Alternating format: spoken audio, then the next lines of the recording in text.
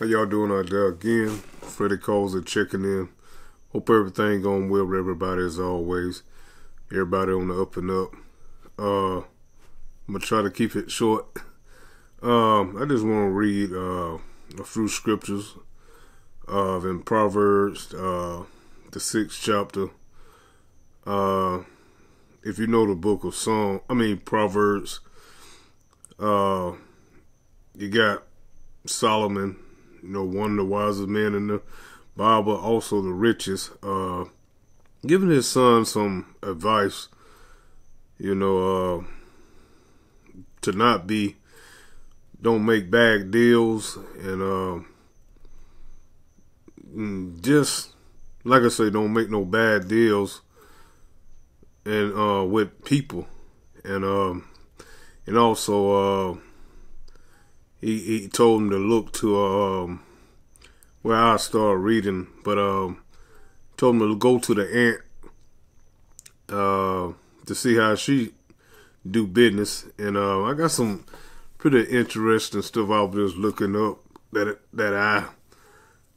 I think I forgotten, but I'm gonna read it to you anyway. But I'm gonna go and get in the word in Proverbs, the 1st chapter, 1 through 6, and we'll go from there. All right. It reads, "My son, if thou be surety for thy friend, if thou hast stricken thy hand with a stranger, thou art a snare with the words of thy mouth, thou art taken with the words of thy mouth.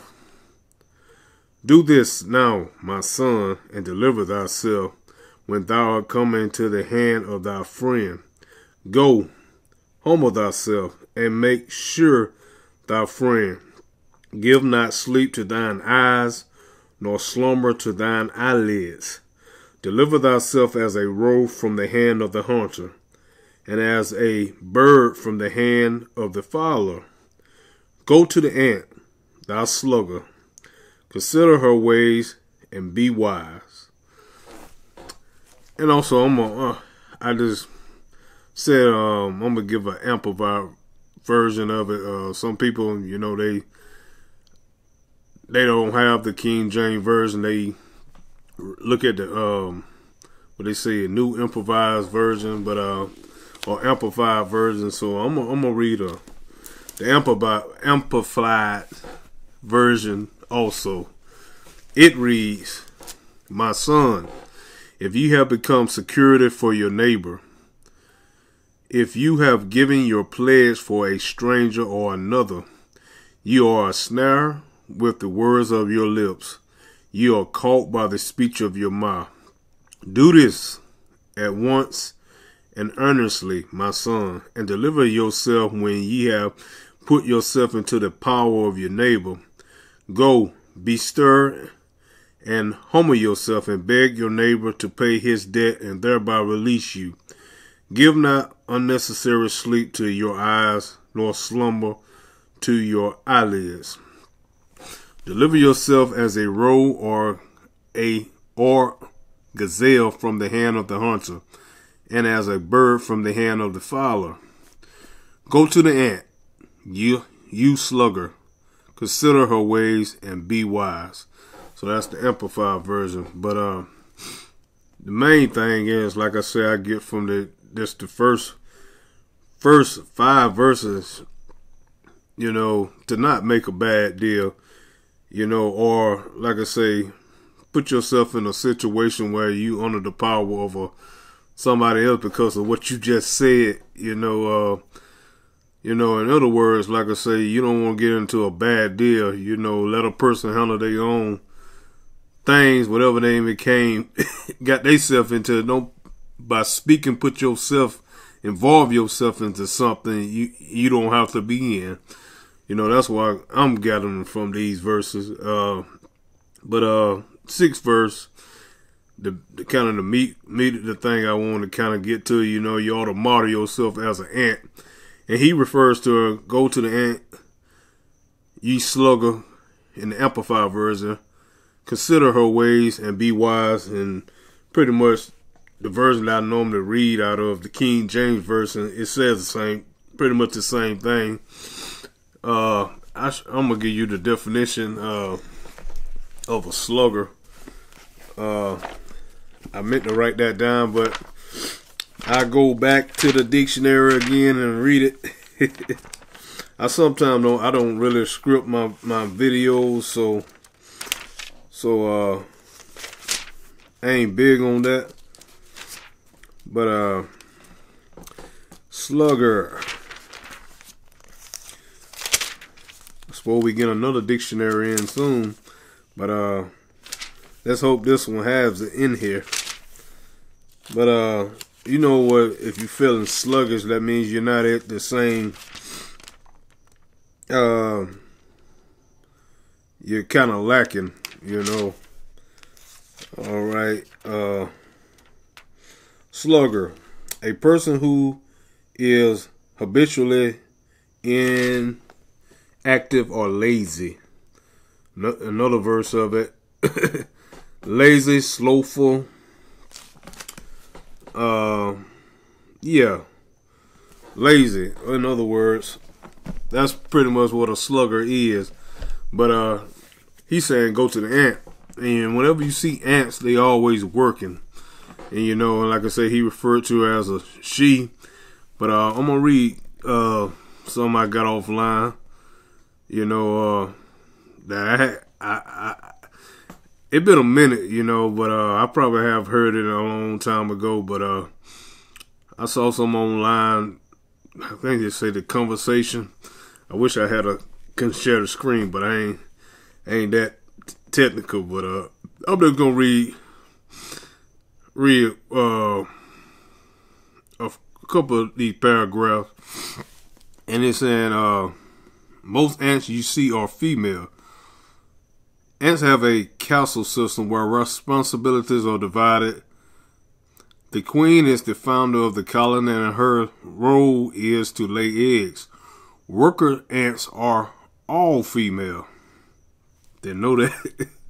And this sisterhood is responsible for the harmonious operation of the colony. Their tasks range from caring for the queen and the young, foraging, policing conflicts in the colony, and waste disposal. Workers are most likely never have their own offspring. The vast majority of eggs develop as workers, but once the colony is ready, the queen produces the next generation of reproductives, which will go on and start their own colonies. A female ant's fate to become a worker or queen is mainly determined by diet, not genetics. Any female ant larva can become the queen. Those that do receive diets richer in protein, the other larvae receive less protein, which causes them to develop as workers. So that's one part of it. That's probably the only one I want to see. And the fifth part of this is a queen ants can live for decades, males for a week. So, but anyway,